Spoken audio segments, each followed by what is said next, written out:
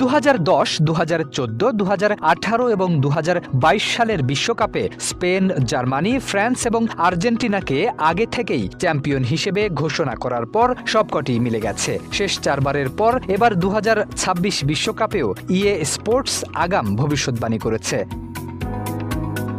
তবে এবার সেই পূর্বাভাস আর্জেন্টিনা সমর্থকদের জন্য খুব একটা সুখের নয়। 2022 কাতার বিশ্বকাপের আগে আর্জেন্টিনাকে চ্যাম্পিয়ন হিসেবে সঠিক ভবিষ্যৎবাণী করে আলোচনায় এসেছিল জনপ্রিয় ভিডিও গেম নির্মাতা প্রতিষ্ঠান ইএ স্পোর্টস। 2026 বিশ্বকাপের ফাইনাল ঘিরেও তাদের নতুন পূর্বাভাস ফুটবল প্রেমীদের মধ্যে ব্যাপক কৌতূহলের জন্ম দিয়েছে। ইএ স্পোর্টসের সিমুলেশন বলছে 2026 ফিফা বিশ্বকাপের শিরোপা উঠবে স্পেনের হাতে। তাদের পূর্বাভাস অনুযায়ী ফাইনালে বর্তমান চ্যাম্পিয়ন আর্জেন্টিনাকে হারিয়ে 2010 সালের পর দ্বিতীয়বারের মতো বিশ্ব চ্যাম্পিয়ন হবে লা রোজা।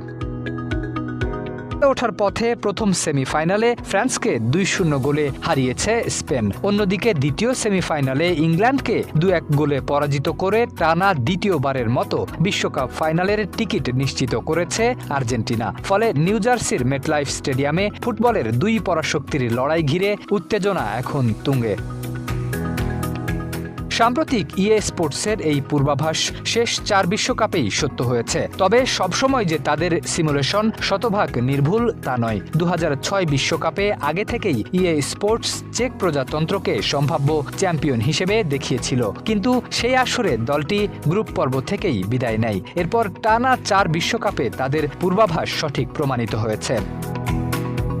পরিসংখ্যান, অ্যালগোরিদম আর সিমুলেশন যাই বলুক, বিশ্বকাপের ভাগ্য নির্ধারণ হবে মাঠে খেলা গড়ানোর মাধ্যমেই। আগামীকাল রোববার বাংলাদেশ সময় রাত 1টায় নিউ জার্সির মেটলাইফ স্টেডিয়ামে শিরোপা নির্ধারণী লড়াইয়ে মুখোমুখি হবে আর্জেন্টিনা ও স্পেন।